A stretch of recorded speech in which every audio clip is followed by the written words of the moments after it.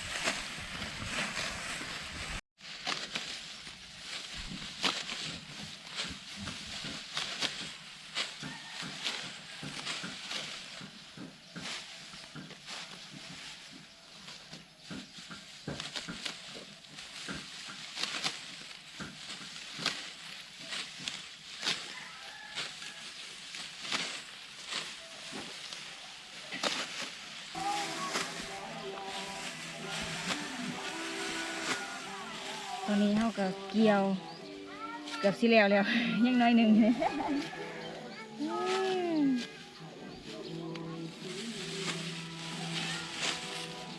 เดี๋ยวยังอีก2 ไหเขาสิไปเกี่ยวไหที่2เนาะมื้อนี้รับรองแล้ววะ น้ำซ้ำถงว่ะอุ้ยน้ำซ้ำไหอากาศเย็นดีเลยมื้อนี้เพราะว่ามันบ่แดดแห้งมันแดดแล้วก็บดแล้วก็แดดเนาะเฮ็ดให้อากาศเย็นบ่ร้อนปานใดพอดีเกี่ยวเขาพอดีเกี่ยวเขาลม เกี่ยวเขามันยักษาเนี่ยจังหน่อยเพราะว่าเขามันลมมันเกี่ยวยากทั้งเขายืนต้นโอ้ยอายเขาเกี่ยวไว้ขนาดนั้นว่าอาย อันนี้มันยักษาเนี่ยจังหน่อยเพราะว่ามันเขามันลมจริงๆเขาก็ต้องกบเกี่ยวมันเกี่ยวซาโอ้ยนะเห็นมันเกี่ยวเขาไว้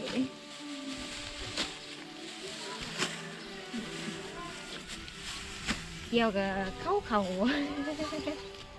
ประสดเลยเกี่ยวว่าเขาเกี่ยวว่าได้พ้นเกี่ยวว่าได้พ้น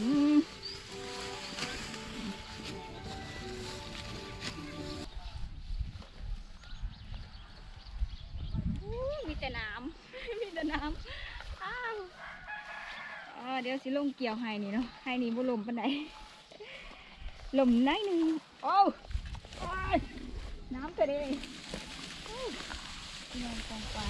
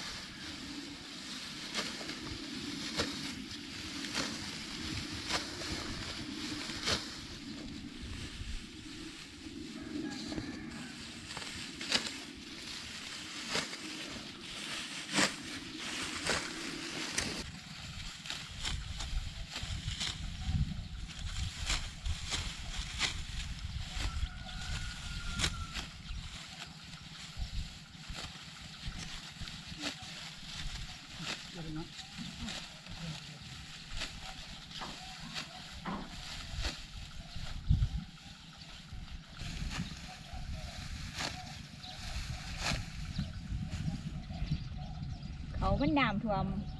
พ่วงมันกันหน่อยๆนึงเบาแต่ก็ยังดีอยู่เพราะมีเรือให้เกี่ยวจนเองที่ตัวมันติดเน่าตายเบิดเนาะมันพอไหลอยู่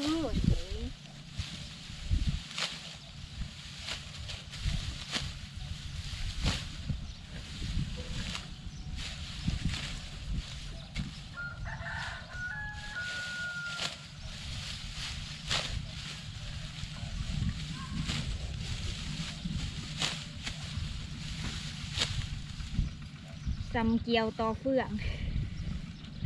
คนสิโมไว้เลยแต่ว่ากับบุเป็นยังหรอกเพราะว่าใส่เครื่องปั่นเข่านะมันก็สิพวกเฟื่องพวกนี้มันก็สิแยกออกต่างหากขั้นขาเขามัดแล้วก็เอาไปตีเอาหรือว่าใส่จักเหยียบเอานี่ก็อยากอยู่เขาแบบนี้สิทางที่ดีทั้งเขายังสีส่วนแรกเขาก็สีนี่เอานี่แบบเหยียบใส่ตีนเอายองเอานะใช่สบายหรอกใส่เครื่องปั่นเอาเครื่องปั่นเขา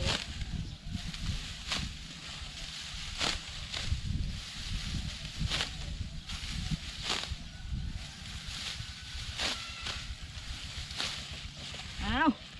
เดี๋ยวก็ได้บาทนี้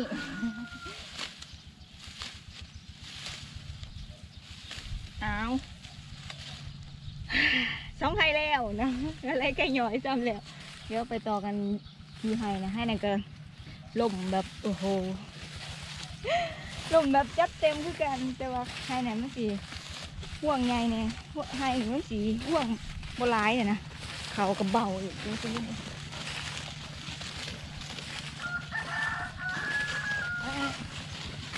ยืดโอ้อันนั้นหล่นไป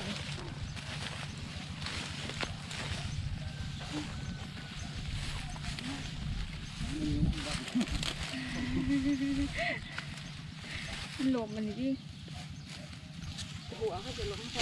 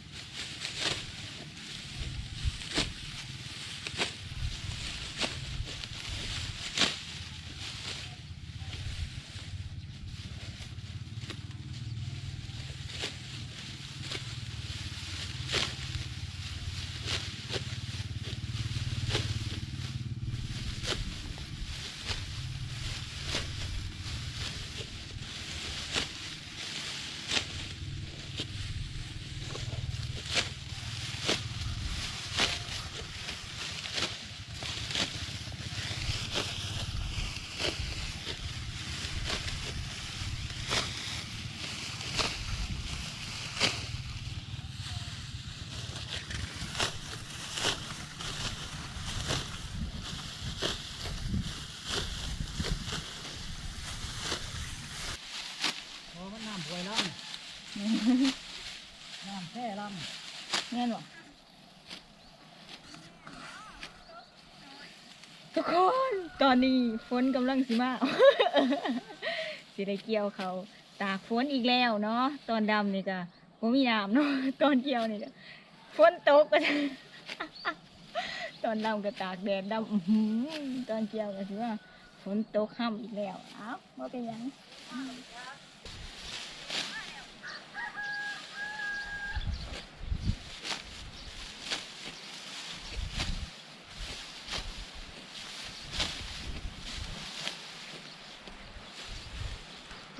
ฝนมาแห้งอีหลี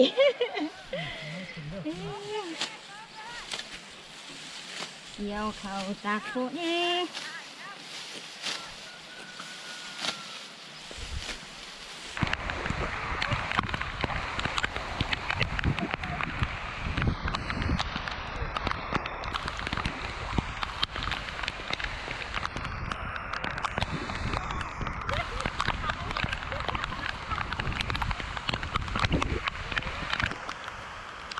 แบบไม่แบบเที่ยวเขาแบบไม่แบบ